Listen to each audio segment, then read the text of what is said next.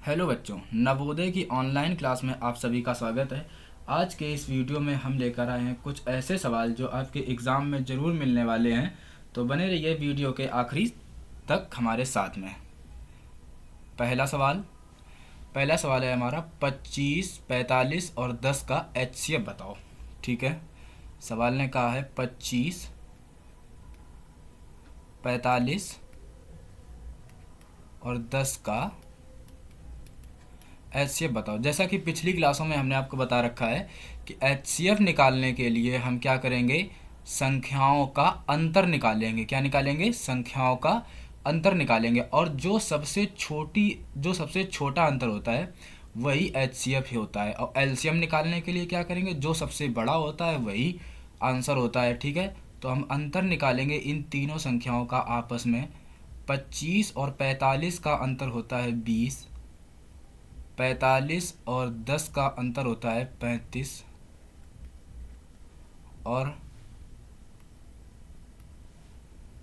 25 और 10 का अंतर होता है 15। जैसा कि हमने बताया था कि जो सबसे छोटा अंतर होता है वही हमारा आंसर होता है, और हमारा सबसे छोटा अंतर आया है 15।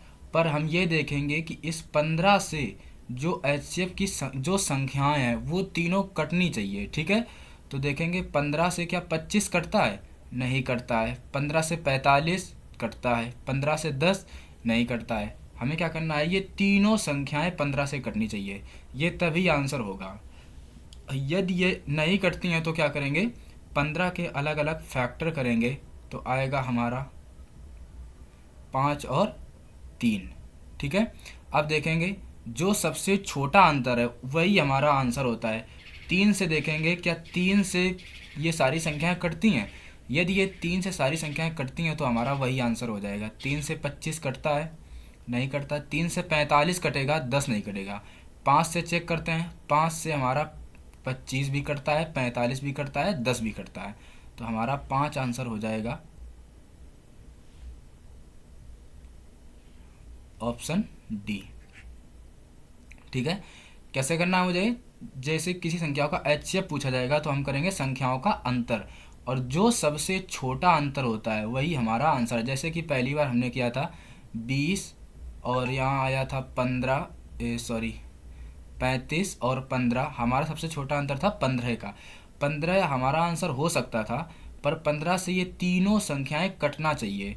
हमने देखा 15 से ये तीनों संख्याएं नहीं कट रही हैं। हमने 15 के अलग अलग फैक्टर कर लिए जो आए 5 और 3। अब देखते हैं 3 से संख्या नहीं कटेगी, 25 और 10। 5 से ये तीनों संख्याएं कट रही हैं और यही हमारा उत्तर हो जाएगा। अगला सवाल है हमारा, एक वर्ग का परिमाप 64 मीटर है तो उसका क्षेत्रफल बताओ। देखिए एक वर्ग है, एक वर्ग है जिसका परिमाप 64 मीटर है। देखिए वर्ग का परिमाप होता है, वर्ग के परिमाप का फॉर्मूला होता है भुजा इंटू 4। यानी और वर्ग की चारों भुजाएं बराबर होती हैं। यदि इसकी एक भुजा ए है तो इसकी चारों भुजाएं ए ही होगी। मतलब भुजा इंटू 4, मतलब इसकी एक भुजा में ए में 4 का गुणा किया गया है, तभी तो परिमाप आया है। और कितना आया है? 64।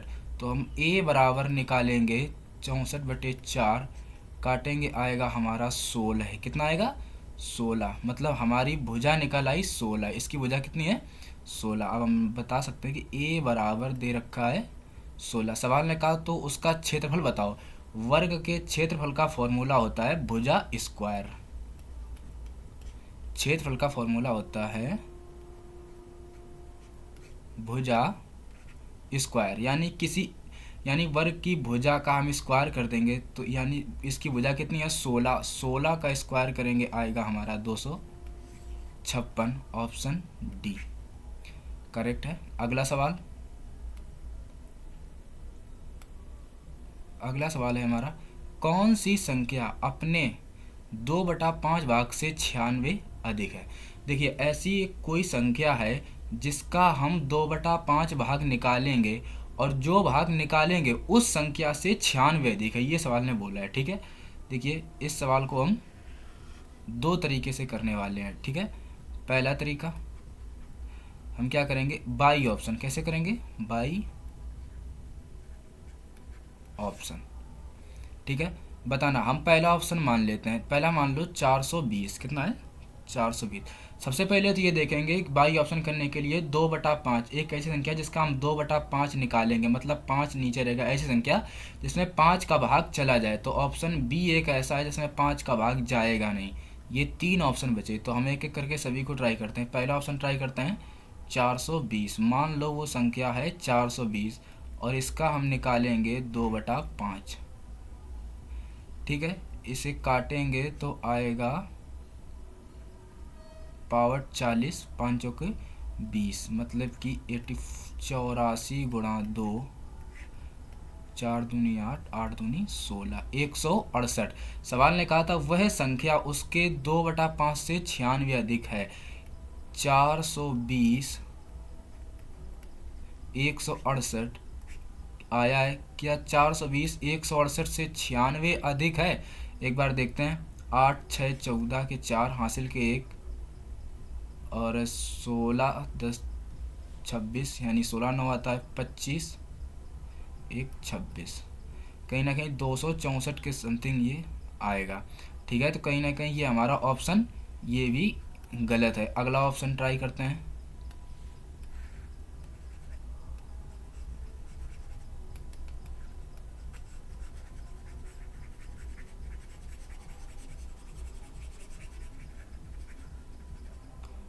अगला ऑप्शन ट्राई करेंगे, ये तो गलत है। अगला ऑप्शन है 160। मान लो 160 है, 160 का हम 2/5 भाग निकालेंगे तो यहाँ हमारा आएगा 5 तिया 15, 10, 5 दूना 10, मतलब कि 32 गुणा 2 करेंगे, आएगा हमारा 32 दूना 64। ठीक है, अब बताना 160 क्या 64 से 96 अधिक है। तो हम ये निकालने के लिए क्या करेंगे, 160 में 64 में 96 को जोड़ देंगे। यदि 160 होता है तो हो जाएगा 96 जोड़ने पर 6 4 10 हासिल के 1, 9 6 15 1 16, 160 होता है। तो आंसर सी हमारा सेटिस्फाई कर गया। अब हम लगाते हैं दूसरे तरीका से। ठीक है, दूसरा तरीका हमारा क्या है, सवाल ने कहा कोई एक संख्या है, मान लो वो संख्या कोई हम मान सकते हैं, मान लो कोई भी संख्या मान सकते हैं, उस संख्या का 2/5 भाग, कितना 2/5 भाग। मान लो वो संख्या 5 है, कितनी है 5, उसका दूसरा भाग कितना 2। 5 में जब हमने 2 निकाला, ठीक है, भाग उससे 96 अधिक है, कितना कितना अधिक है 96 अधिक है। रेशियो से करेंगे, मान लो वो संख्या 5 है, 5 में हमने क्या किया 2 अलग निकाल दिया। ठीक है, तो वो संख्या 96 अधिक, और हमारे हिसाब से कितनी अधिक है बताना। 5 में हमने 2 निकाल लिया तो वो संख्या 5 यानी कितना अधिक है 3 अधिक है, हमारे हिसाब से 3 अधिक है, और सवाल के हिसाब से कितनी अधिक है 96। तो हमने कहा 3 का मान 96। सवाल ने कहा वो संख्या बताओ, संख्या हमने वो कितनी मानी थी 5, सीधे से 5 का मान निकाल दो। अगर 3 का मान 96 तो 5 का मान कितना होगा, तो इसमें हम 5 का गुणा करेंगे डिवाइड बाई 3, इसे काटेंगे तो 3 त्रिका 9, 3 दूना 6, मतलब कि 32 इंटू में 5 करेंगे, आएगा हमारा 5 दूना 10, 5 तिया 15 1 16, वो संख्या कितनी है 160। ठीक, ऑप्शन सी। अगला सवाल, अगला सवाल है हमारा 4 नंबर सवाल है, 4/5, 2/25 और 8/75 का एलसीएम बताओ। ठीक है, देखिए हम फ्रैक्शन की संख्याओं का एलसीएम निकालने के लिए, जैसे कोई भिन्न की संख्याएं लिखी हैं, उनके जो ऊपर होता है अंश बटे हर, एक बात याद रखना, अंश का हमेशा निकालते हैं एलसीएम, हर का निकालते हैं एचसीएफ। ठीक है, अंश का निकालेंगे एलसीएम, हर का निकालेंगे एचसीएफ। बताना, संख्याएं हमारी लिखी हैं 4/5, 2/25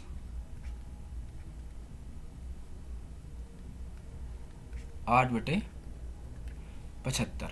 ठीक है, ऊपर का एलसीएम निकालेंगे। क्या निकालेंगे? 2 4 2 8 का हम एलसीएम निकालेंगे तो आएगा कितना? 8। इतना तो सभी को पता होगा कि 4 2 8 का एलसीएम कितना होता है? 8 ही होता है। यदि इतना नहीं पता है तो नवोदय का एग्ज़ाम देने से, आप नवोदय का एग्ज़ाम देने जाओगे, आपको फेल होने से कोई नहीं बचा पाएगा यदि आपको इतना नहीं पता है कि 4 2 8 का एलसीएम कितना होता है।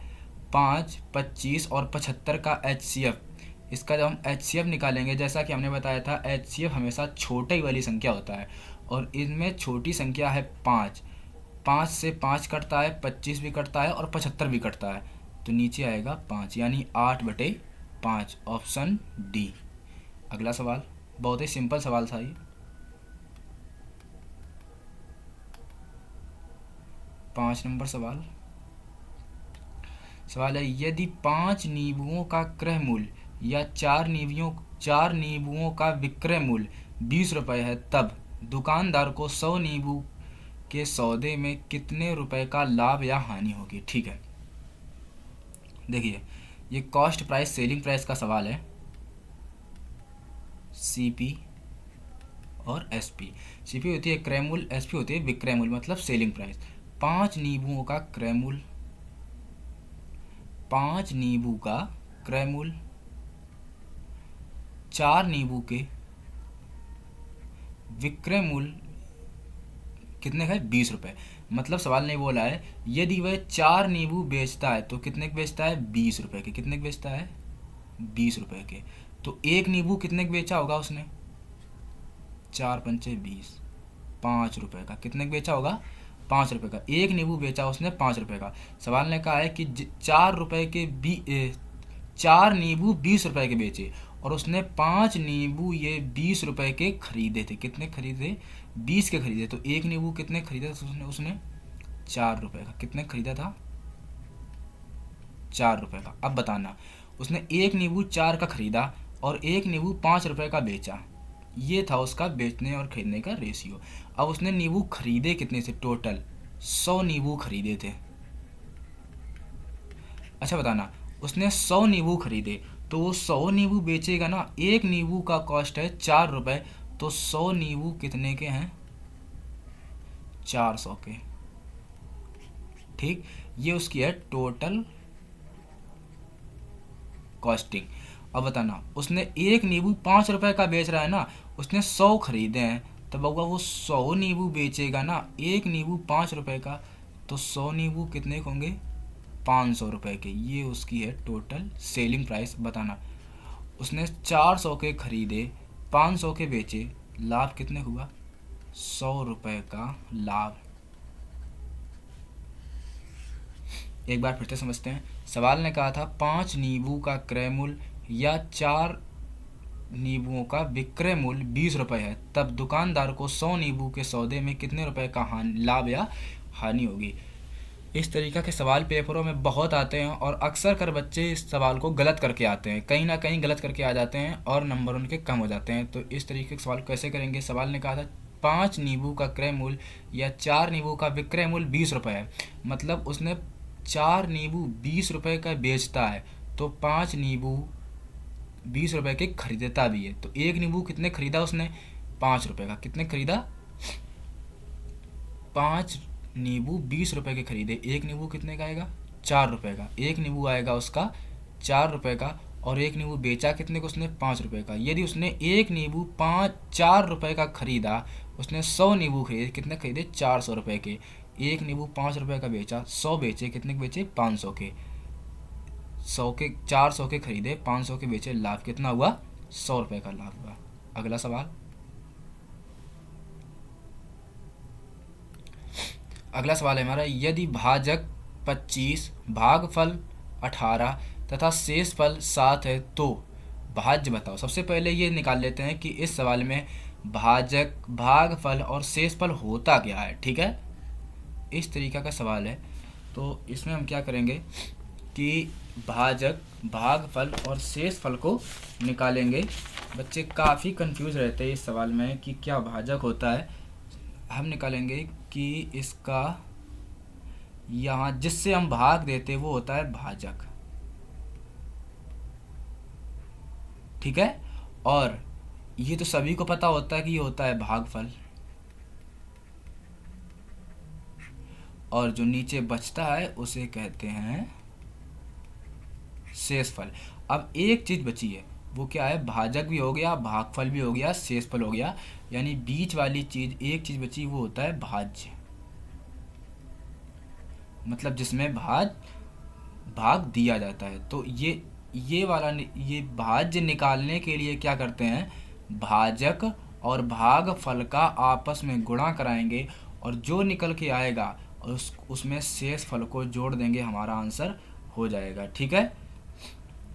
जैसे कि सवाल ने कहा है हमारा भाजक दे रखा है 25, कितना दे रखा है 25,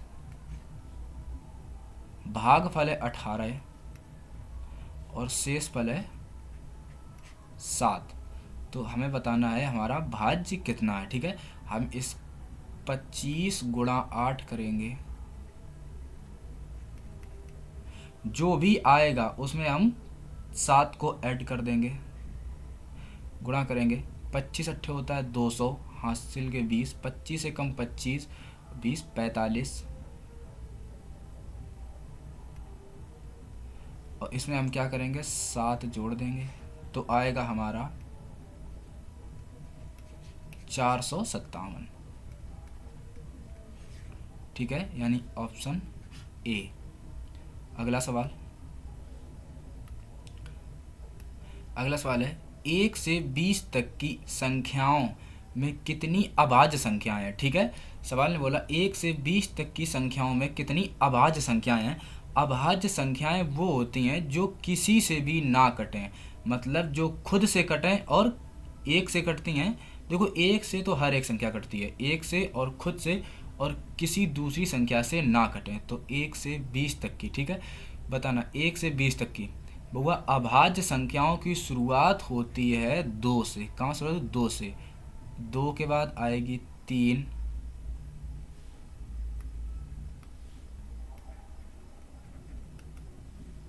2 के बाद आएगा 3, 5, 7,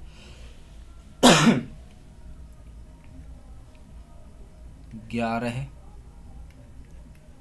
13, 17 और 19। कितनी हो गई, 1 2 3 4 5 6 7 8, कितनी है 8, ठीक, ऑप्शन ए। अगला सवाल सरल सवाल था, पर सरल सवाल भी पेपर में आते हैं। 100 में से 25 बार 2.5 घटाने पर संख्या प्राप्त होगी। इस सवाल का मतलब है 100 में हमें 2.5 घटाना है, वो भी 25 बार, मतलब एक बार, पहली बार 2.5, फिर से 2.5, इस तरीके से हमें घटाना है 2.5 25 बार, ठीक है। तो इस सवाल करने के लिए हम कैसे करेंगे, हमें क्या करना है 25 बार घटाना है 2.5, तो एक बार में 2.5, हम इसमें 25 का कर देंगे गुणा, ठीक है।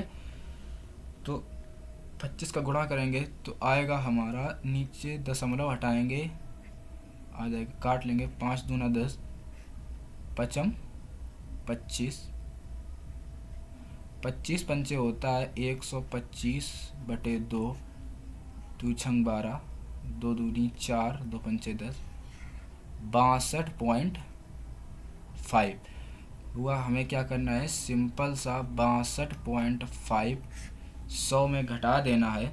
सवाल नंबर 8, 62.5 हम 100 में घटा देंगे तो हमारा आएगा कितना, इससे एक उधार लेंगे, बचेगा यहाँ 0.5, यहाँ बचेगा 9, 9 में 2 चले जाएगा, आएगा 7, यहाँ बचेगा 9, 9 में 6 जाएगा, आएगा 3, हमारा चलेगा 37.5, ऑप्शन सी। अगला सवाल है हमारा, यदि दो संख्याओं का योगफल 10 है तथा उनका मासा 2 है, तो ऐसी दो संख्याओं के कितने जोड़े बनेंगे। देखिए कोई दो संख्याएं हैं, एक ए एक बी। जब इन दोनों को जोड़ते हैं तो आता है हमारा 10 तथा उन संख्याओं का HCF हमारा आता है 2। तो उन संख्याओं के जोड़े कितने बनेंगे। देखिए वो दो संख्याएं कोई दो दे रखी हैं, उन्हें जोड़ कर आता है 10, HCF है 2। जैसा कि हमने पिछले सवालों में बता रखा था कि HCF एक ऐसी संख्या होती है जो दोनों संख्याओं को काटती होगी, ठीक है। तो ऐसी संख्याएं सोचो जो जोड़ने पर 10 हों और उनमें 2 का भाग जाता हो। तो ऐसी संख्याएं हम सोचेंगे तो पहली हमारी आएगी 2,8, जिनको जोड़ने पर 10 होता भी है, जिनको जोड़ने पर हमारा 10 आता भी है, और इनका HCF भी 2 है, क्योंकि 2 से 2 भी कटेगा और 8 भी कटेगा, ठीक है। तो एक तो ये पहली बन गई। कोई एक और कोई संख्या है, एक है 6,4। 6,4 जोड़ने पर होता है 10 और इनका HCF भी 2 है, ठीक है। 2 से 6 भी कटता है, 2 से 4 भी कटता है। तो ऐसी कितनी संख्या निकल के आई, एक तो ये निकल के आई, एक तो ये निकल के आई, 2 संख्याएं निकल के आई, ऑप्शन बी। अगला सवाल है हमारा 900 को ए बी और सी में इस प्रकार बांटा गया कि ए का 1/4, बी का 1/3 और सी का आधा परस्पर बराबर है, तो बी का हिस्सा बताओ। ठीक है, 900 रुपये को ए रेशियो बी सी में इस प्रकार बांटा गया कि ए का 1/3, का मतलब होता है गुणा, 1/3 का मतलब 1/3 रेशियो, ए का 1/4 दे रखा है,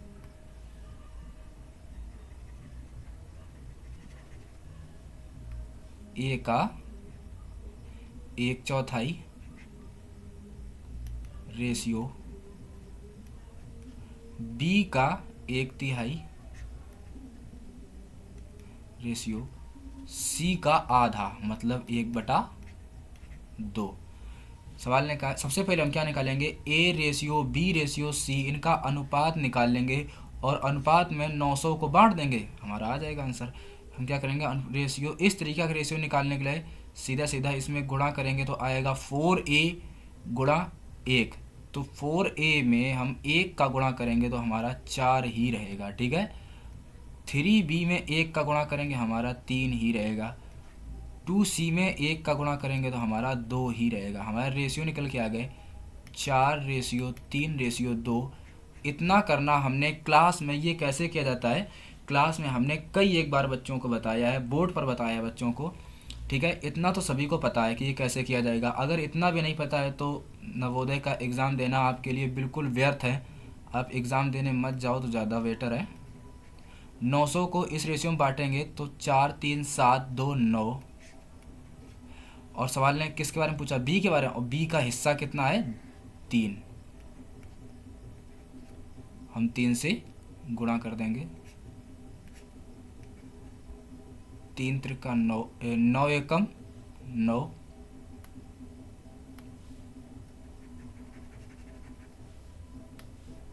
9 एकम 9, 100 आया, 100 में 3 का गुणा करेंगे तो आएगा हमारा 300, ऑप्शन ए।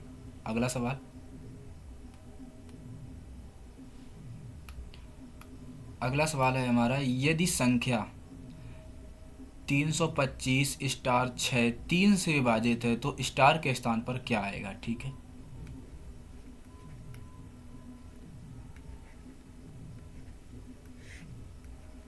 तीन से विभाजित है, हमने क्लास में डिविजिबिलिटी रूल हर बच्चे को पढ़ाया था। जिस बच्चे को डिविजिबिलिटी रूल नहीं आता है तो वो डिविजिबिलिटी रूल पढ़ ले, और हर साल डिविजिबिलिटी रूल से कोई ना कोई एक सवाल ज़रूर आता है। पिछली साल भी आया था, उसके पिछली साल भी आया था, हर साल डिविजिबिलिटी रूल से एक सवाल आता है। और आज की इस क्लास में कुछ ऐसे सवाल होंगे जो पेपर में ज़रूर फंसेंगे। 18 तारीख तक की जो भी हम ऑनलाइन क्लास लेंगे उनमें बच्चों के ऐसे सवाल, करीब 4 से 5 सवाल 3 से 4 या 5 से 4 से 5 सवाल ऐसे होंगे जो हमारे पढ़ाए हुए एग्ज़ाम में हूबहू सवाल पढ़ेंगे फंसेंगे, ठीक है। वैसे नहीं फंसेंगे तो उससे संबंधित सवाल जरूर में जरूर फंसेंगे, ठीक है। तो 3 का डिविजिबिलिटी रूल होता है अंकों का योग। क्या होता है? अंकों का योग। हम अंकों का योग कर लेंगे, जोड़ो 3 2 5, 5 5 10, 10 6 16। कितना आया? 16। अब बताओ इस जगह पर कितना होना चाहिए कि संख्या 3 से कट जाए? बताना। 16, 3 2 5, 5 5 10, 10 6 16। बताओ 16 के बाद अब ऑप्शन ट्राई कर लो। हम अगर ऑप्शन 2 रखते हैं तो होता है 16 के बाद 16 2 18, जो 3 से कटता है। 16 अगर हमने ऑप्शन ए रखा हो जाएगा, एक्स की जगह 1 रखेंगे तो होना चाहिए 16 1 17, 17 3 से नहीं कटता है। अगर हम बी रखते हैं 2 तो हो जाएगा 16 2 18, जो 3 से कटता है। Option B. अगला रखे देखेंगे 16 3 हो जाएगा 19, ये भी 3 से नहीं कटता है। 16 अगला रखेंगे 4 तो 16 4 20, 20 भी 3 से नहीं कटता है, ठीक है। अगला सवाल है 400 तक की वे कुल संख्याएं जिनमें 3 या 7 दोनों से भाग लगेगा, ठीक है। 400 तक, 1 से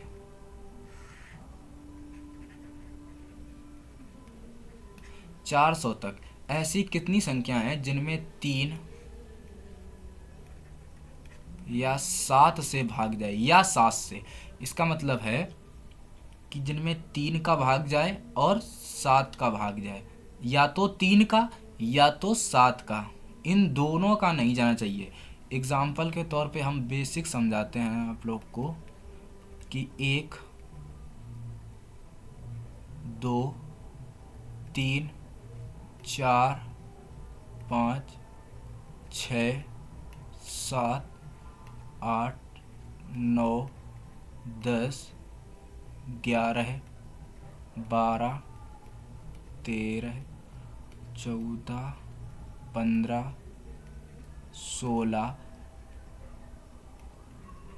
17 18 19 20 और 21। देखिए सवाल ने कहा 1 से 400 तक डॉट डॉट डॉट डॉट 400। अब हम 400 तक संख्याएं लिख तो सकते नहीं, लेकिन इतनी संख्या में लिख दी हैं, इतने में आपको हम समझा सकते हैं कि इसका मतलब क्या है, 3 या 7 का, ठीक है। बताना। अब हमें ऐसी संख्याएं देखना है कि या तो 3 से कटती हों या 7 से कटती हों। तो 1 2 3 पहली मिल गई, 4 5 6 दूसरी जो 3 से कटती है, 7 8 9 3 से ये भी कटती है, 10 11 12, सॉरी एक देखो 7 मिल गई, 7 जो 7 से कटती है। अगला 11 12 जो 3 से कटती है, 13 14 15 3 से कट रही है, 17 18 16 17 18 3 से कट रही है, 19 20 21 जो 7 से कट रही है। अब 21 की अगर हम बात करें तो 21 हमारा 3 से भी कटता है, 7 से भी कटता है, और सवाल ने बोला या 3 या 7, मतलब या तो ये 3 से कटनी चाहिए या तो ये 7 से कटनी चाहिए। हम 21 तक जोड़ के बताते हैं कितनी संख्या है, 1 2 3 4 5 6 7 8, कितनी संख्या है अभी? 8, ठीक है। अब हम 3 की अलग जोड़ते हैं और 7 की अलग जोड़ते हैं। 3 की कितनी है? 1 2 3 4 5 6, 6 संख्याएं ऐसी हैं जो 3 की हैं, 7 की कितनी निकल के आई? 1, दोनों को जोड़ा 8। अब बताना ये दो संख्याएं एक्स्ट्रा निकल के आ गई ना, देखो 1 2 3 4 5 6 1 7, 7 संख्याएं तो अकेले इसकी निकल के आ गई 3 की, और 7 की कितनी? 1 और 2, दो संख्याएं 7 की निकल के आ गई, तो 7 और 2 इस हिसाब से हो रही हैं 9 संख्याएं, जबकि या लगा करेंगे तो आएगा हमारा 8। तो इसमें क्या करेंगे, जो 21 है 21 को जब हम जोड़ेंगे तो एक बार हम 3 में जोड़ लेंगे, एक बार हम 7 में जोड़ लेंगे, तो इसका मतलब हमें 21 को हटाना पड़ेगा ना, 21 को एक बार जोड़ना पड़ेगा। कितनी बार जोड़ना पड़ेगा? एक बार। ऐसे करके हम आगे जाएंगे तो आएगा हमारा सात चौक 28, 28 सात से कटता है पर 3 से नहीं कटता है। जैसे कि 42, 42 हमारा 7 से भी कटता है और 42 हमारा 3 से भी कटता है। तो इस 42 को हम क्या करेंगे, 2 बार गिन लेंगे। कितनी बार गिन लेंगे, तो हमें क्या करना है कि एक बार गिनना है, ठीक है, एक बार गिनना है। ये करने के लिए अब इतना तो समझ गए हो, अब इसको हम एक बार थोड़ा साफ कर देते हैं, फिर समझाते हैं।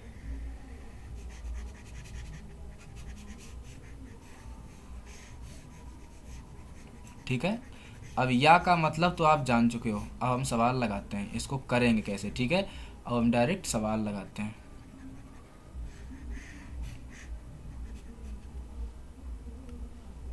400 तक, मतलब 1 से 400 तक बताना। हम क्या करेंगे, या निकालने के लिए इनका हम पहले हम निकालेंगे 3 से। कितने निकालेंगे, 3 से। तो संख्याएं निकालने के लिए क्या करेंगे, हम इसमें 400 में 3 का भाग लगाएंगे। क्या करेंगे, 400 में 3 का भाग लगाएंगे। भाग लगाओ, 3 एकम 3, बच गया 1, 10 हो गए, 3 त्रिका 9, फिर से 1 बचा, 3 त्रिका 9, कितना आया, 133। ठीक, अब 133 में 3 का भाग एक बार और लगाएंगे। 3 चौके 12, 1 बच गया, फिर से 3 चौके 12, कितना आया, 44। इस 44 में 3 का एक बार और भाग लगाएंगे तो आएगा 3 एकम 3, बचे 1, 14, 3 चौको 12, कितना आया, 14। 14 में 3 का एक बार और भाग लगाएंगे तो आएगा 3 चौके 12, आया कितना, 4। 4 में 3 का एक बार और भाग लगाएंगे तो आएगा 1। ठीक, इन सभी को जोड़ लो। हम क्या करेंगे, जब तक भाग लगाते चले जाएंगे जब तक 3 का भाग जाएगा। जो बची संख्याएं हैं उनसे हमें कोई मतलब नहीं है, ठीक है। इन सभी को जोड़ो, 4 3 7, 7 4 11, 11 1 12, 12 4 16, 4 3 12, 12 4 दुनिया 4 3 12, 12 1 13, 3 16 के 6, हासिल के 1, 4 3 7 1 8, हासिल के 9, 1 1, 196। ये 3 वाली निकल के आए, ठीक है। अब हम निकालेंगे इसी प्रकार निकालेंगे 7 से, इसी प्रकार निकालेंगे 7 से। ठीक, 400 में 7 का भाग लगाओ तो आएगा हमारा 7 चौक 28, 7 पुनः 35, बच गए 5, 50, 7 सते 49, कितना आया, 57। इसमें फिर से 7 का भाग लगाएंगे तो 7 सते 49, 7 अट्ठे 56, 8। अब 8 में 7 का एक बार और भाग जाएगा तो 7 एकम 7, इसे जोड़ लो, 7 1 8 8 8, 16 के 6, हासिल के 1, 5 1 6, 7 1 8 8 16 6, हासिल के 1 66। कितनी है, 7 से कितनी संख्या निकल के आई, 66 संख्या निकल के आई। अब ये 196 संख्याएं ऐसी हैं जो 3 से कट रही हैं और 66 संख्याएं ऐसी हैं जो 7 से कट रही हैं। अब कुछ ऐसी भी संख्याएं होंगी इनमें जो 7 और 3 और 7 दोनों से कट रही होंगी, जैसे कि 21 42। तो इन संख्याओं को हमने डबल बार गिना है ना भाई। एक बार 21 को गिन लिया इसमें और एक बार 21 को गिना यहाँ पर, एक बार 42 को गिना इसके 3 के साथ, एक बार 42 को गिना 7 के साथ। मतलब कुछ ऐसी संख्याएं हैं जो हमें घटाना पड़ेगा। तो पहले हम टोटल संख्याएं निकाल लेते हैं। 196 प्लस 66 जोड़ेंगे, 6 6 12, हासिल के 1, 9 6 15 1 16, 262। टोटल संख्या निकल के आई 262। अब इस 262 में हम ऐसी संख्याएं घटाएंगे जो कि हमारी कट रही होंगी किससे, 7 या 3 से, 7 और 3 से। इसका मतलब 7 और 3 का एलसीएम लेंगे, आएगा हमारा 21। क्या करेंगे, 400 बटे 21, इससे काटेंगे तो आएगा हमारा 21 एकम 21, बच गए 19, 19 के पीछे 9 90, 21 एकम 21 बच गए 19, 19 के पीछे 9 90 करेंगे तो कहीं ना कहीं आइए 190, 190 में हम 21 का भाग लगाएंगे तो कहीं ना कहीं जाएगा 8 बार, 8 एकम 8, 8 दूनी 16, 68, 9 एकम 9, 9 दूनी 18, मतलब समथिंग 9 बार जाएगा। ठीक, कितनी बार जाएगा? 21 नवैया 189। ठीक, 9 बार जाएगा। अब 9 में 21 का भाग जाएगा नहीं, तो एक ही बार। मतलब 21 संख्याएं ऐसी निकल के आई जो 7 और 3 दोनों से कट रही थी। ठीक है, तो इसमें क्या करेंगे, इन संख्याओं को हम घटा देंगे। अब इनको घटाओ, 12 में 9 चले गए तो 9 3 होता है 12, यहाँ बचेगा 5, 5 में 1 चला जाएगा, आएगा 4, 2 के 2, मतलब 243 संख्याएं ऐसी हैं। सॉरी, एक बार कुछ गलती कर दी क्या, देखते हैं। 162, 6 6 12 हासिल के 1, 9 6 15, 1 16 हासिल के 1, 262, 262 में हमने क्या किया, 21 19 को घटाया तो 9 3 12 हासिल के 1, हाँ 9 3 12, यहाँ बचेगा 5, 5 में 1 चला गया 4, 2 के 2, 143। ऑप्शन में तो 143 है नहीं, देखते कहीं गलती की है क्या। इसमें 3 का भाग लगाएंगे, 3 एकम 3, 3 त्रिका 9,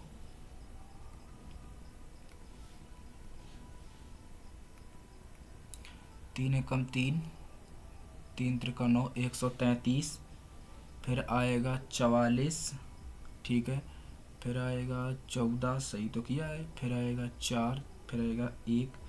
इन सभी को जोड़ेंगे, भाई जोड़ने में गलती की है क्या।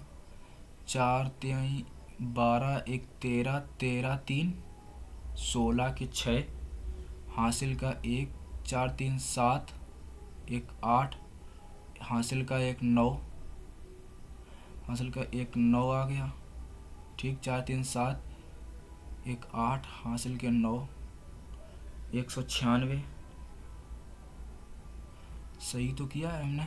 फिर यहाँ करते हैं भाई, 7 का भाग लगाते हैं तो आएगा हमारा कितना, 7 पन्ना 35, 5 40, 5 50, 7 सते 49, 1 बचा, 7 अट्ठे 56, ये 57, 8, फिर 7 एकम 7 1, इसे जोड़ेंगे 7 1 8, 8 8 16 के 6 यहाँ से लगा 1, 5 1 6 66। इन दोनों को जोड़ेंगे तो आएगा हमारा 196, 66, 262, 6 6 12 हासिल के 1, 9 6 15, 1 16, 2 1 3, 21 एकम 21, ये 19 आएगा, घटाएंगे 243। देखिए 243 ही हमारा सही आंसर है, पर इसमें क्या है कि ऑप्शन मिस्टेक है। हम ये ना 233 की जगह 243 होना चाहिए। ठीक है, ऑप्शन मिस्टेक है।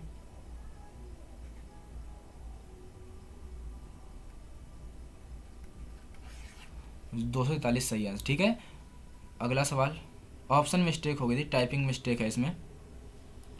अगला सवाल करते हैं, 20 और 90 के बीच 3 और 5 दोनों से पूरी तरह विभाजित होने वाली संख्या बताओ। देखिए सेम सवाल उसी तरीके का है, 20 और 90 के बीच, मतलब 20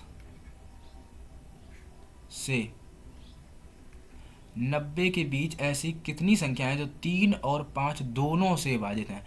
मतलब ये है कि 3, ऐसा नहीं कि 3 से विभाजित हो और 20 और 90 के बीच। देखते हैं, एक एक लिख के दिखाते हैं आपको। 20 के बाद आता है 21,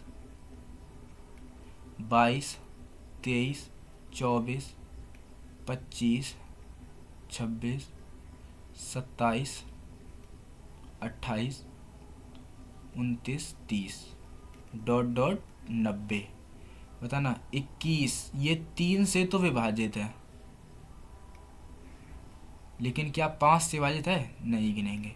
22, 23, 24 3 से तो विभाजित है पर 5 से नहीं है, नहीं गिनेंगे। 25 5 से तो विभाजित है पर 3 से नहीं है, नहीं गिनेंगे। 26, 27 3 से तो विभाजित है पर 5 से नहीं है।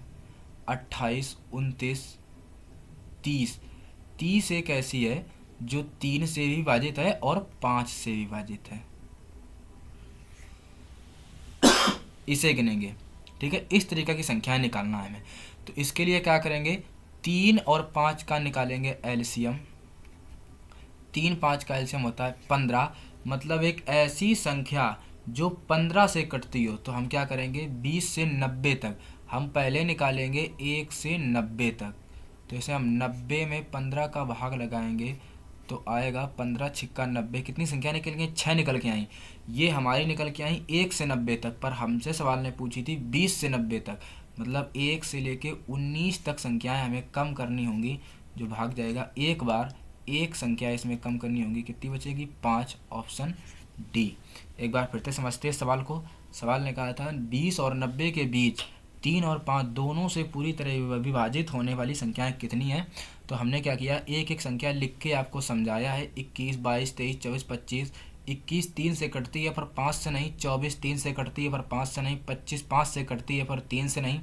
इसी तरीके 27, इसी तरीके से 30 को जब गिना तो 3 से भी कटता है और 5 से भी गिनता है। मतलब हमें ऐसी संख्याओं की आवश्यकता थी। ऐसी संख्याओं की आवश्यकता के लिए हम क्या करेंगे, एक ऐसी संख्या जो 3, मतलब एलसीएम निकालेंगे। एलसीएम होता है 15, 15 30, 15 को भी 15 30 को काटता है, ठीक है। मतलब जो संख्या 15 से कट रही होगी वो 3 और 5 दोनों से कट रही होगी, ठीक है। जो संख्या 15 से कट रही होगी वो 3 और 5 दोनों से कट रही होगी। तो हमने क्या किया, पहले 1 से 90 तक संख्या निकाली। 90 में 15 का भाग लेंगे, 15 छिक्का 90 से 6 संख्या निकल के आएंगी। हमसे सवाल ने पूछा था 20 से 90 तक। अब 1 से 19 तक संख्या निकालेंगे तो 15 एकम 15, एक संख्या निकल के आई, एक को घटा देंगे आएगा 5। ऑप्शन डी हमारा सही आंसर है। सवाल नंबर 14, एक बाल्टी का 3/5 भाग भरा हुआ है तथा उसे भरने के लिए 180 लीटर दूध की और आवश्यकता है, तो बाल्टी की क्षमता बताओ, ठीक है। सवाल ने कहा एक बाल्टी का 3/5 भाग भरा हुआ है। कितना भरा है, 3/5 भाग भरा हुआ। मान लो बाल्टी है 5 लीटर की, उसमें 3 भरी है। 5 लीटर की बाल्टी है, 3 भरी है, उसमें उसे भरने के लिए 180 लीटर दूध की और आवश्यकता। बताना 5 लीटर की बाल्टी 3 भरी है, उसमें कितना पानी और डाला जाएगा, 2 लीटर। हमारे हिसाब से 2 लीटर, सवाल के हिसाब से 180 लीटर। सवाल ने कहा बाल्टी की क्षमता बताओ। बाल्टी की क्षमता हमारे हिसाब से कितनी है, 5।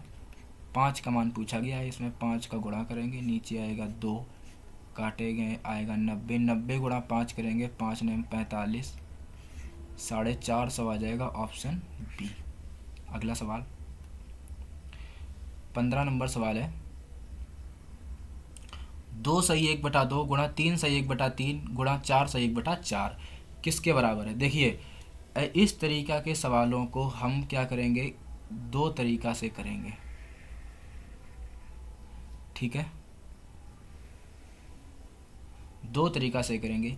ये है आप सभी का मेथड और ये है मेरा वाला, ठीक है। देखिए सबसे पहले हम आप सभी का तरीका लगाते हैं। तो इसमें क्या करेंगे कि 2 सही 1/2 गुणा 3 सही 1/3 4 सही 1/4, ठीक है। आप लोग कैसे करते हो कि पहले इसका गुणा करेंगे कि 2 दूनी 4, 1 5/2, 3 त्रिका 9, 1 10/2, 10/3, 4 चौको 16, 1 17/4। अब आप लोग क्या करेंगे कि 17 गुणा 10 गुणा 5, 17.170, 170 गुणा 5, 17×85 कहीं ना कहीं आएगा 850। अब इसका गुणा करेंगे तो 2 3 6, 6 चौको 24, 185/24, ये कहीं ना कहीं आपका आ गया।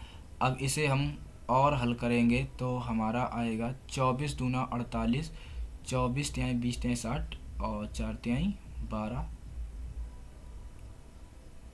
101 सेकेंड 17 का सामान 170, 170 में 5 का 17 अपना 85, हाँ 850, 4 3 12, 12 दूना 24, सही तो किया है। अब इसमें हम भाग लगा के, इसमें आगे हम भाग लगा के करेंगे तो हमारा कहीं ना कहीं आंसर आ जाएगा। पर ये तरीका ना बहुत लंबा तरीका है, हम इस तरीका से एग्ज़ाम हॉल में बिल्कुल नहीं करेंगे। अब इसमें भाग लगाएंगे तो कहीं ना कहीं हमारा आंसर आ जाएगा। हम क्या करेंगे, अलग तरीके से करेंगे, ठीक है। देखना, सवाल ने कहा है जो बताना, जो लिखे 2 सही 1/2, 3 सही 1/3, 4 सही 1/4। जो आगे की संख्याएं लिखी हैं 2, 3 और 4, ये तो पूरी पूरी संख्याएं लिखी हैं ना, तो इन संख्याओं का पहले हम आपस में गुणा कर देंगे, ठीक है। यानी कि 2, 3 और 4, 4×3 = 12, 24, कितना आया 24। इसका मतलब ये तो डिक्लेयर हो गया कि 24 तो हमारे सही सही हैं, ठीक है। अब बात बाकी जो बचा है वो हमारा फ्रैक्शन में है, जो है 1/2 गुणा 1/3 गुणा 1/4। अब इसका हम आपस में गुणा करेंगे तो 3 × 4 = 12, 2×24, 1 का गुणा करेंगे 1, मतलब कि 1/24। 1/24 हमारा भिन्न में है, आंसर आ जाएगा 24 सही 1/24, ठीक है। इस तरीक़ा से गलती होने की कोई संभावना नहीं है, पर इस तरीक़ा से हम गलती कर भी सकते हैं। जैसा कि यहाँ पर एक बड़ा नंबर आ गया, अब इसे आप लोग काटोगे तो काफ़ी टाइम लग जाएगा। इस तरीक़ा से करने से कोई इस तरीक़ा से करने की कोई आवश्यकता नहीं, आप लोग इस तरीक़ा से भी करेंगे, सही आंसर आएगा। जो सही बटा में संख्याएं लिखी होती हैं, चाहे गुणा की हो, चाहे प्लस की हो, चाहे घटाना की हो, उनको हम अलग करके लिख सकते हैं, ठीक है। आगे करते हैं, आगे हमारी हिंदी, ठीक है। अब हिंदी कैसे करते हैं, हिंदी करने के लिए क्या करेंगे, हमें हिंदी पढ़ेंगे तभी हिंदी कर पाएंगे, ठीक है। हिंदी पढ़े बिना हिंदी नहीं कर पाएंगे। चलो हिंदी पढ़ते हैं। इसमें लिखा है जंगल के आधे इसमें लिखा है जंगल के आधे रास्ते में एक गांव था, ठीक है। उस गांव के मुखिया के पास एक तोता था। मुखिया को अपना तोता बड़ा प्यारा था, वह तोते की सारी बात समझता था, ठीक है। उसे विश्वास था कि उसका तोता सदा सच बोलता है। चारों आदमी उस गांव में पहुंच गए। जब वे मुखिया के घर के पास से गुजर रहे थे तो तोता बोलने लगा, यात्रियों के पास रत्न है, यात्रियों के पास रत्न है। मुखिया ने सब कुछ सुना और उसने भी वो रत्न हथियार लेने का निश्चय किया। देखिए, इसमें गद्यांश में हिंदी में कोई कठिन सवाल नहीं होते, बिल्कुल सरल सरल होता है। हमें क्या गद्यांश पढ़ना है और सारे के सारे क्वेश्चन हमारे गद्यांश से ही आएंगे। बस हमें एक बार गद्यांश सही से समझ लेना है। जैसे कि एक बार हमने गद्यांश पढ़ा, एक बार फिर से पढ़ते हैं। गद्यांश हमारा है, जंगल के आधे रास्ते में एक गांव था। उस गांव में एक मुखिया था। मुखिया के पास एक तोता था, ठीक है। मुखिया को अपना तोता बड़ा प्यारा था, वह तोते की सारी बात समझता था। मतलब एक गांव में मुखिया था, उसके पास में एक तोता था और तोते की सारी बात वो समझता था। उसे विश्वास था कि उसका तोता सदा सच बोलता है। जो मुखिया था उसे पूरा विश्वास था कि उसका तोता हमेशा सच बोलता है। चारों आदमी उस गांव में पहुंच गए, ठीक। कोई 4 आदमी थे, गांव पहुंचे। जब वे मुखिया के घर के पास से गुजरे, वो चारों आदमी जब घर के पास से गुजरे तो तोता बोलने लगा, यात्रियों के पास रत्न है, यात्रियों के पास रत्न है, ठीक है। मुखिया ने सब सुना और वो रत्न हथियाने की कोशिश की, ठीक है, या आवश्यकता निश्चय किया उसने। 61 नंबर क्वेश्चन, गांव कहाँ था? नदी के उस पार, पहाड़ के पार, शहर के करीब, जंगल के करीब। देखिए, हमने हिंदी सही से पढ़ी और बिना कुछ किए हमारा आंसर आने लगा। सवाल ने कहा है गांव कहाँ था। जैसा कि अभी हमने पढ़ा था, जंगल के आधे रास्ते में एक गांव था, ठीक है। तो जंगल के आधे रास्ते में, जंगल के बीच में था। पहाड़ के पास नाम लिया, नहीं लिया। नदी के पास नाम लिया, नहीं लिया। शहर के करीब नाम लिया, नहीं लिया। Option D. अगला सवाल, मुखिया को तोता क्यों प्यारा था? क्योंकि वह सदा सच्ची बात कहता था। Option A. ऑप्शन बी, वह बहुत सुंदर था। बताए, तोता के बारे में, सुंदरता के बारे में कोई बात की थी, यानी कि ऑप्शन बी गलत है। सी नंबर, तोते की बोली मीठी थी। तोते मीठी बोली होती है, पर तोते की मीठी बोली होती है, पर हमारे गद्यांश में मीठी बोली का कहीं जिक्र नहीं हुआ। हमें अपनी तरफ से कोई अलग से कोई चीज़ नहीं जोड़नी है।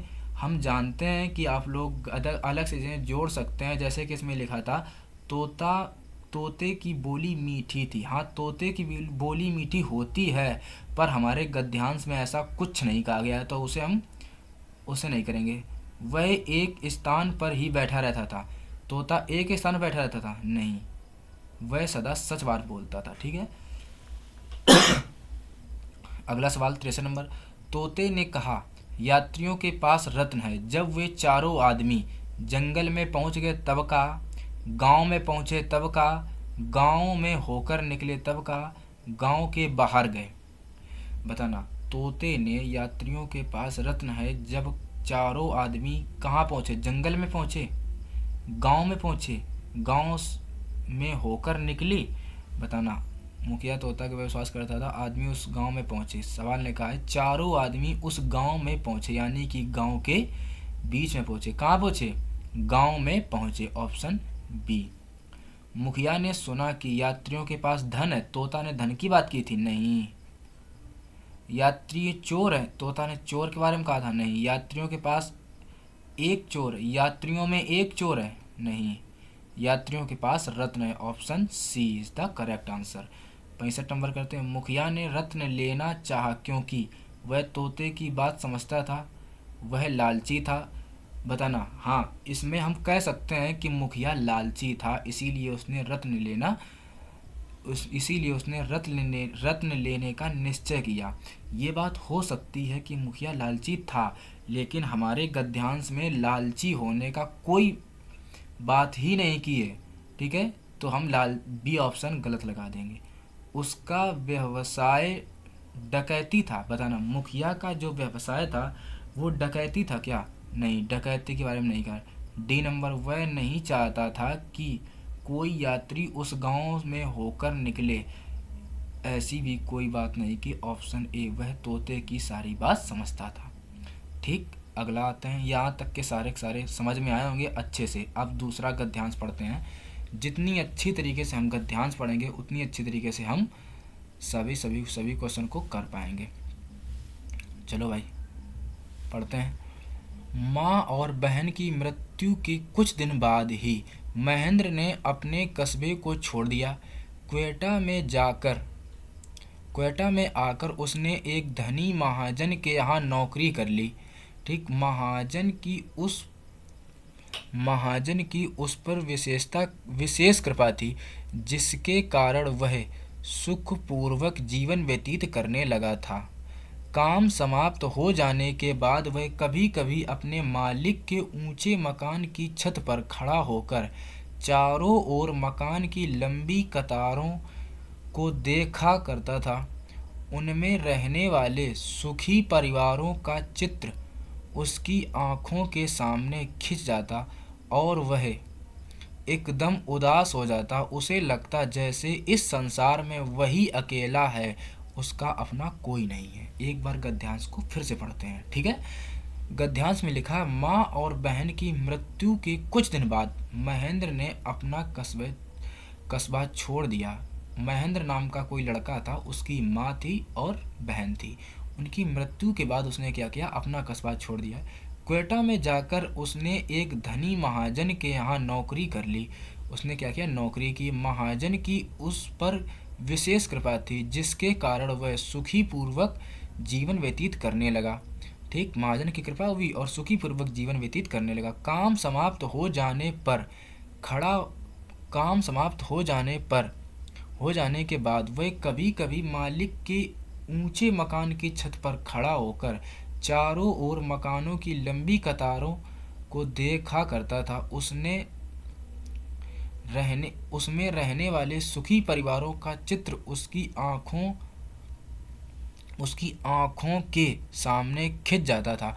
मतलब कि वो छत पर जाता था, लोगों के जो घर हैं उनका सुखी जीवन देख के उसे ये लगता था कि सभी सुख हैं, सारे के सारे दुख हमारे ही पास में हैं। वह एकदम उदास हो जाता था। उसे लगता जैसे कि सारे इस संसार में वही अकेला है, उसका कोई नहीं है। ठीक है, अब हम एक एक करके सभी सवालों को हल करते हैं। पहला सवाल है, माँ और बहन की मृत्यु के कुछ दिन बाद नरेंद्र कस्बे छोड़कर तीर्थ यात्रा पर निकल गया। ऐसी तो कोई बात नहीं थी। मारा मारा फिरने लगा? मारा मारा भी नहीं फिर रहा था, वो किसी मुखिया के यहाँ रहता था। क्वेटा में नौकरी करने लगा? हाँ, ये बात हो सकती है, लेकिन ऑप्शन सुनो।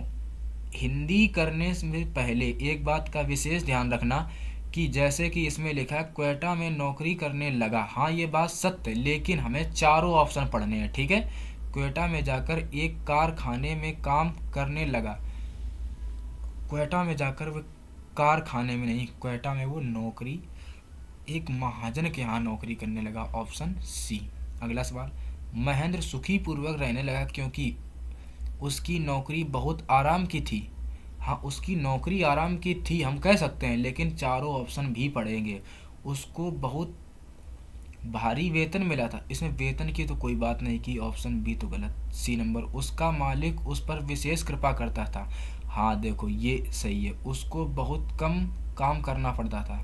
नहीं, ऐसा देखिए ए बी और डी, ये तीन ऑप्शन ऐसे लग रहा है कि हाँ ये तीनों सही है, पर जो ज़्यादा सही है उसे महेंद्र सुखी पूर्वक रहने लगा क्योंकि उसे आराम की नौकरी मिली थी, इसलिए नहीं, उसका मालिक उस पर विशेष कृपा करता था। ठीक है, ऑप्शन सी यही सही है। अगला आते हैं 68 नंबर, काम समाप्त होने पर महेंद्र कभी कभी टहलने चला जाता था। नहीं, मकान की छत पर चढ़ जाता था। हाँ, कोई पुस्तक पढ़ने लगता था। नहीं, पड़ोसियों से बात करने लगता था। नहीं, मकान की छत पर चढ़ जाता था। ऑप्शन बी, छत पर खड़ा होकर महेंद्र क्या देखा करता था? मकानों की लंबी कतारें। हाँ देखो उसमें लिखा था मकानों की लंबी कतारें, लेकिन सुखी परिवारों के सुखी बच्चों को, भाई बहनों को खेलते हुए हरियाली के दृश्य, ये तो गलत। सी भी गलत। ए और बी में कोई एक हो सकता है। मकानों की लंबी कतार, वो मकानों के लिए छत पर चढ़ता था कि सुखी परिवारों को बच्चों के लिए? देखिए उसमें ये लिखा था मकानों में जो सुखी परिवार रहते हैं उसे देखकर वो खुश होता था, ना कि बच्चों को। इसमें एक चीज़ एक्स्ट्रा लगा दी है जो है बच्चों को। और जो एग्ज़ाम देने जाते हैं बच्चे यहीं पर गलती कर देते हैं, जो सही से पढ़ते नहीं हैं। ठीक है, गद्यांश को सही से पढ़ते नहीं हैं और ऑप्शन को सही से नहीं पढ़ते हैं, ऐसे ही लगा देते हैं। तो इसका ऑप्शन ए सही है, मकानों की लंबी कतारें देखता था। बी सही हो सकता था पर वहाँ बच्चों को नहीं होना चाहिए, यदि ये बच्चों को हट जाए तो हाँ हम कह सकते थे कि ये बी कुछ सही है, पर इसका ए ऑप्शन ज़्यादा सही है। 70 नंबर, मकान नहीं, महेंद्र एकाएक उदास हो जाता था क्योंकि उसे अपनी माँ और बहन की याद आ जाती थी। हाँ हो सकता है, लेकिन हम बाकी के तीन ऑप्शन और पढ़ेंगे। उसे लगता था कि इस संसार में वही अकेला है। देखो ऐसा भी हो सकता है, उसके ना बहन ना भाई, ना बहन ना माँ उस थे भी नहीं, वह नौकरी से ऊब गया था। देखो ये तो गलत है, डी। अब ए नंबर ऑप्शन में है उसे अपनी माँ और बहन की याद आती थी। हाँ ये तो बात सत्य है, उसे माँ और बहन की याद आती थी। उसे लगता था कि इस संसार में वही अकेला है। देखिए ये दोनों सही है, लेकिन गद्यांश में क्या ऐसी कोई बात कही है कि उसे माँ और बहन की याद आती थी? ऐसी कोई बात गद्यांश में नहीं कही गई है। गद्यांश में ये कहा गया है उसे लगता था कि इस संसार में वही अकेला है। जैसे कि यहाँ पर लिखा होगा, वे सुखी परिवारों को चित्र आँखों में देख संसार में, हाँ देखो ये लगा था, उसे लगता था कि जैसे कि इस संसार में वही अकेला है, वो तभी उदास होता था। तो ऑप्शन, उसे लगता था इस संसार में वही अकेला, बी। 70 का बी सही है। अगला सवाल, अगला गद्यांश पढ़ते हैं। गद्यांश है 70 के बाद, तो बच्चा ऐसी नगरी में रहना उचित नहीं जहाँ टके शेर खाजा, क्या लिखा है, तो बच्चा ऐसी नगरी में रहना उचित नहीं जहाँ टके शेर खाजा बिकता।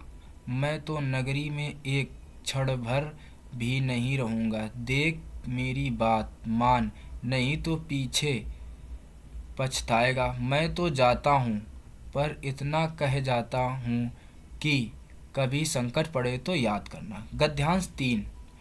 देखिए इसमें कुछ समझ में नहीं आया कि क्या है। देखिए इसका ना आधा गद्यांश आया है और आधा नहीं आया है, तो 71, 72, 73, 74, 75, इसको ना हम शायद इसका ना आधा गद्यांश आया है ना।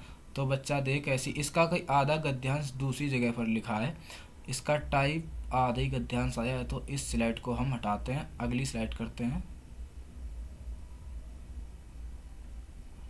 हाँ, इसका ये पूरा दे रखा है, इसको करते हैं, इसका हम पढ़ते हैं।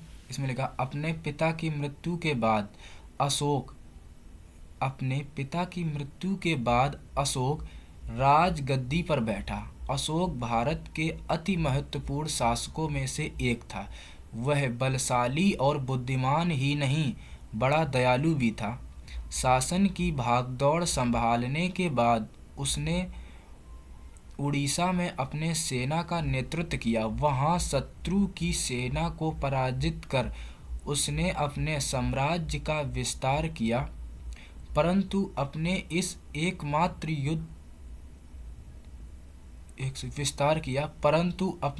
एकमात्र युद्ध में दोनों पक्षों के अनेक सैनिक की हत्या देखकर वह दहल उठा।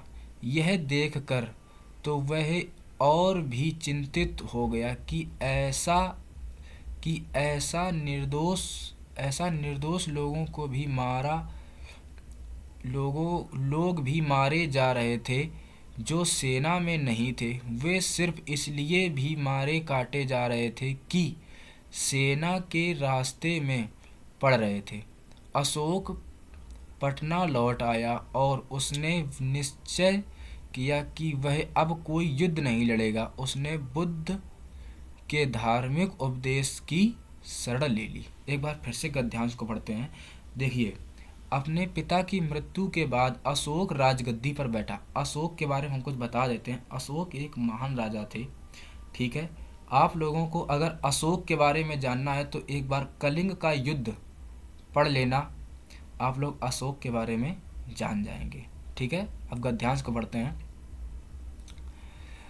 अपने पिता की मृत्यु के बाद अशोक राजगद्दी पर बैठा। अशोक भारत के अति महत्वपूर्ण शासकों में से एक था। वह बलशाली और बुद्धिमान ही नहीं बल्कि दयालु भी था। शासन की भागदौड़ संभालने के बाद उसने उड़ीसा में अपनी सेना का नेतृत्व किया। वहां शत्रु की सेना को पराजित कर उसने अपने साम्राज्य का विस्तार किया। मतलब उसने युद्ध लड़ा और शत्रु जो था उसकी सेना को पराजित किया,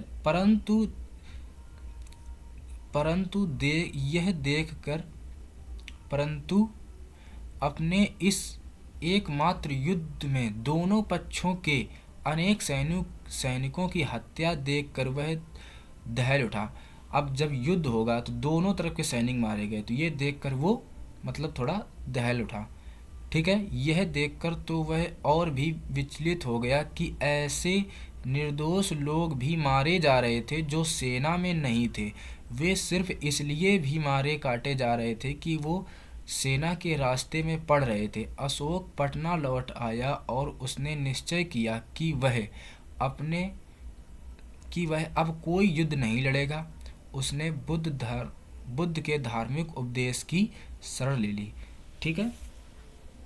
बुद्ध के धार्मिक उपदेश, बुद्ध का मतलब होता है शांति का प्रतीक, जो ना तो युद्ध लड़ते हैं और एक शांत रहते हैं, ठीक है। उनको युद्ध और उसमें कोई मतलब नहीं होता है, ठीक है। तो एक एक करके सभी क्वेश्चन को पढ़ते हैं। 76 नंबर सवाल। सम्राट अशोक एक शक्तिशाली राजा था। वह यह कह सकता है क्योंकि वह अधिक से अधिक युद्ध लड़कर अपने साम्राज्य का विस्तार करना चाहता था। हाँ, ये बात सत्य हो सकती है कि अशोक ऐसा था कि अधिक से अधिक युद्ध लड़कर वो अपने साम्राज्य का विस्तार करना चाहता था, पर आगे भी ऑप्शन हम पढ़ेंगे, ठीक है। उसने अपने जीवन का पहला और एकमात्र युद्ध वीरता से लड़ा और विजय पाई। देखिए, इसमें कहा उसने अपने जीवन का पहला और एकमात्र युद्ध, एक नहीं, उसने सारे युद्ध वीरता से लड़े थे। एक नहीं, इसमें सिर्फ एक की बात की, एकमात्र युद्ध। एकमात्र का मतलब हो जाता है सिर्फ एक युद्ध। अशोक ने सारे युद्ध वीरता से ही लड़े थे। उसने आगे कोई लड़ाई ना लड़ने का दृढ़ निश्चय किया। हाँ, हमने जैसा कि बोला था कि गद्यांश में जो लिखा है हम उसी को सत्य मानेंगे, ठीक है, अपनी तरफ से कोई बात नहीं जोड़ेंगे। ये बात तो सत्य है, उसने आगे कोई लड़ाई ना लड़ने का दृढ़ निश्चय किया, पर उसने बौद्ध के धार्मिक उपदेश की शरण ले ली थी, ये तो बात इसमें नहीं कही गई है ना। तो इस जगह से ऑप्शन सी हमारा गलत हो जाएगा, ठीक है। अगला डी, भोले भाले लोगों का मारा जाना देख कर ये वह उदास हो गया। हाँ, भोले भाले लोगों को मतलब कि मर रहे थे, यह देखकर वह उदास हो गया था, ठीक है, ये भी सही है। पर ए नंबर है, वह अधिक से अधिक युद्ध लड़कर अपने साम्राज्य का विस्तार करना चाहता था, ये ज़्यादा सही है। तो 76 का हम ए लगा रहे हैं। वैसे डी भी हम कहीं ना कहीं बोल सकते हैं, पर ए ज़्यादा अच्छा लग रहा है, ए ज़्यादा सही है। 77 नंबर का, अपनी पहली विजय के बाद उसने आगे युद्ध ना लड़ने का निर्णय लिया क्योंकि उसे डर था कि वह किसी युद्ध में मारा जाएगा। ऐसा नहीं है, अशोक मतलब डर का कोई नाम नहीं। बी नंबर, युद्ध लड़ने के तरीकों का उसे ज्ञान न था और उन पर विश्वास भी नहीं था, ये भी गलत। वह बहुत कमज़ोर था, ये भी गलत। कमज़ोर तो हो ही नहीं सकता क्योंकि अशोक ने हथियार छोड़े थे, चलाना नहीं भूला। बहुत सारे भोले भाले लोगों का मारा जाना वह सहन नहीं कर सका। हाँ, 77 का हम डी लगा सकते हैं। 78 नंबर इसका है, अनुच्छेद में आए हत्याकांड शब्द का आशय क्या है। मतलब इस आर्टिकल में जो हत्याकांड है उसका आशय क्या, सैनिक और पशुओं को युद्ध के लिए प्रशिक्षित करना। ऑप्शन बी, अनेक लोगों और पशुओं का मारा जाना, युद्ध के दौरान लोगों और जानवरों की चिकित्सा, युद्ध में का, ठीक, सैकड़ों मनुष्य और जानवरों को गोलियों से मार डालना। देखिए इसमें चारों कहीं ना कहीं हमें पढ़ने में तो ऐसा लग रहा है कि चारों के चारों सही हैं, पर हम गद्यांश की तरफ एक बार देखेंगे क्या कोई चारों में कोई एक ऑप्शन होगा जो सटीक लगेगा, बाकी के 3 ऑप्शन होंगे जो कुछ थोड़ी थोड़ी गलती कर रहे होंगे, ठीक है। ऑप्शन ए पढ़ते हैं, सैनिकों और पशुओं को युद्ध के लिए प्रशिक्षित करना, अनेक लोगों और पशुओं का मारा जाना। हाँ, इसे हम सही बोल सकते हैं क्योंकि उसमें ना अनेक लोग मारे जाते थे और पशु मारे जाते थे जिनकी कोई जो निर्दोष थे। जो आखिरी लाइन में देखो बोला गया है, अशोक पटना लौट आया और वह उसने निश्चय किया कि वह अब कोई युद्ध नहीं लड़ेगा। उसने बुद्ध के धार्मिक उपदेशों में शरण ले ली थी, ठीक है। देखो इसमें लिखा है कि सिर्फ इसीलिए भी मारे काटे जा रहे थे कि सेना के रास्ते में आ रहे थे। 79 नंबर, सम्राट अशोक ने अंत में निर्णय लिया कि विश्वविद्यालय जाकर धर्म का अध्ययन करेगा, नहीं बुद्ध का अनुयायी बन जाएगा, ये भी हो सकता है। राजगद्दी छोड़कर संत बन जाएगा, नहीं बौद्ध भिक्षुओं के साथ किसी मठ में रहेगा। देखिए 2 में बुद्ध के बारे में कहा गया है, इन दोनों में कोई एक है, ठीक है। बुद्ध का अनुयायी बन जाएगा मतलब कि अनुयायी का मतलब होता है उन्हीं की बात मानेगा, ठीक है, उनकी जो शरण में चला जाएगा। ये 79 80 नंबर, निम्नलिखित में से किस वाक्य में निर्दोष शब्द उसी अर्थ में प्रयुक्त हुआ जिस अर्थ में अनुच्छेद में प्रयुक्त हुआ, ठीक है। ऑप्शन ए, न्यायाधीश ने कहा कि जिसे गिरफ्तार किया गया था वह निर्दोष था। देखिए ये दूसरे का आ गया है, ये टाइप में गलती हुई है तो इसे भी हम गलत कर देंगे कहीं ना कहीं। 80 नंबर क्वेश्चन में इसमें 69 ही सवाल ठीक थे, ठीक है। तो यहाँ से क्लास हमारी होती है ख़त्म। आज का ये वीडियो कैसा लगा कमेंट बॉक्स में ज़रूर बताएं और ज़्यादा से ज़्यादा अपने दोस्तों को शेयर करें इस वीडियो को ताकि उनकी भी नवोदय की अच्छी से अच्छी तैयारी हो सके। और एक बात का विशेष ध्यान रखें कि अब 18 तारीख तक जो भी क्लास होंगी, इस बात की हमारी गारंटी है कि हम ऐसे ऐसे सवाल लेकर के आएंगे, ऐसे ऐसे सवाल लेकर के आएंगे जो आपके एग्ज़ाम में ज़रूर ज़रूर फंसेंगे। तो आप लोग सभी क्लास को ज़रूर ज्वाइन करें, ठीक है। धन्यवाद। राधे कृष्णा, जय श्री राम।